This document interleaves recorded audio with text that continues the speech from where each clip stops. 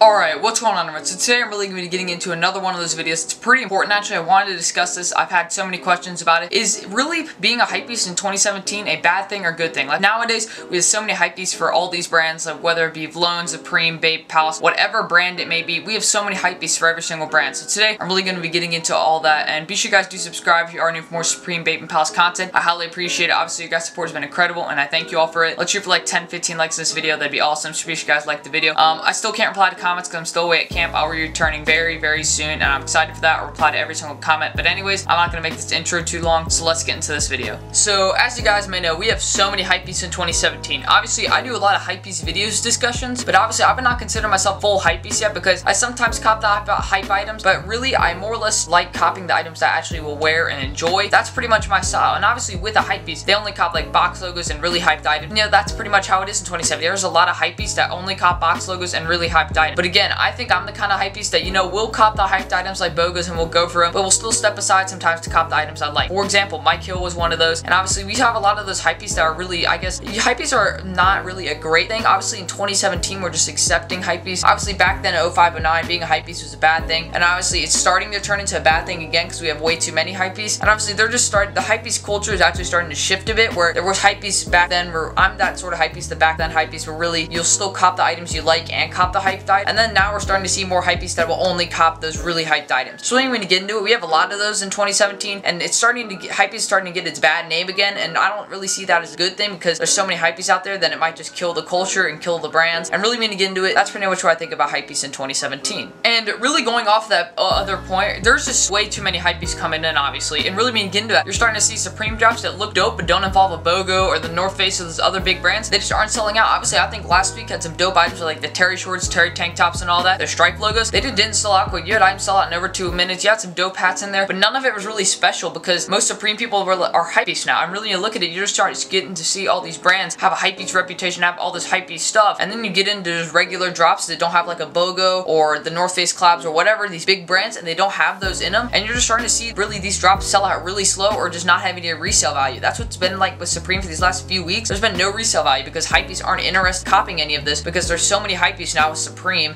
I'm using Supreme as an example. There's so many hypebeasts with Supreme now that they're only going to cop box logos, the North Face, and big collabs, and obviously they're not interested in anything that actually has value and looks dope, but it isn't something that's hyped. So really when you're starting to see is you see items that aren't super hyped but look dope, and you're starting to see a lot of slept on items lose their value, and it's a bit sad considering that, hey, the Terry Schwartz collabs and the Terry stripe logo that dropped this week was very nice, and obviously it got extremely slept on, and look at the resale value, I don't think it's doing too well, and this really just proves my point of how many hypebeasts really do have coming into 2017. It's a sad thing to really say that SS17 ended off pretty poorly because of the amount of hypebeasts, but really we just have to accept the hypebeast culture that's starting to form. And this is really a final point I actually want to discuss. Maybe I'll discuss something afterward, but I think this is it for what I want to discuss. Really when you get into it, I think with hypebeasts in 2017, another thing we're starting to see is they really don't know anything about Supreme, and they only get into it because their friends getting into it or something else or a big event. And really when you see that, I don't really like that happening. Obviously I came into Supreme because a big YouTuber influenced me. I know that sounds generic with me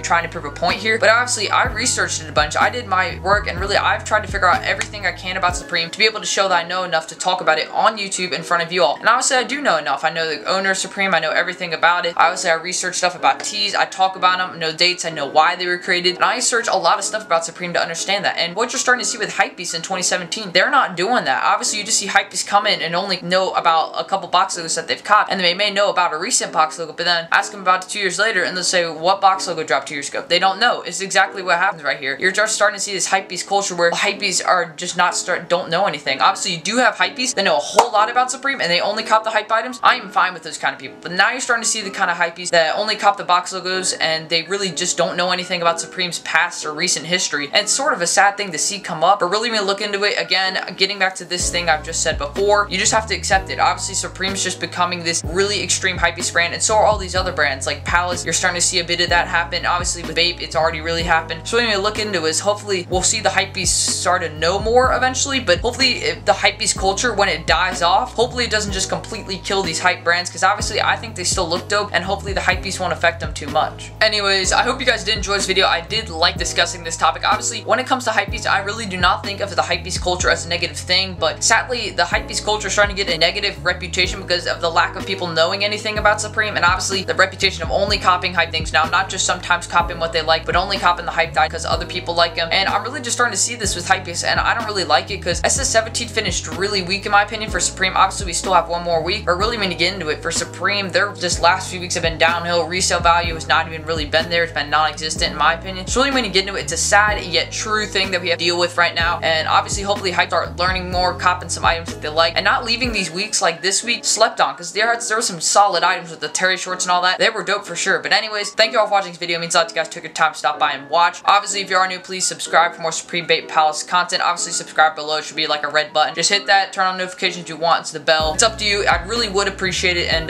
be sure you guys like this video. Shoot for like 10 to 15 likes. That would be awesome. And anyways, thank you all for all the constant support. And I hope to see you all as a new subscriber in my next video.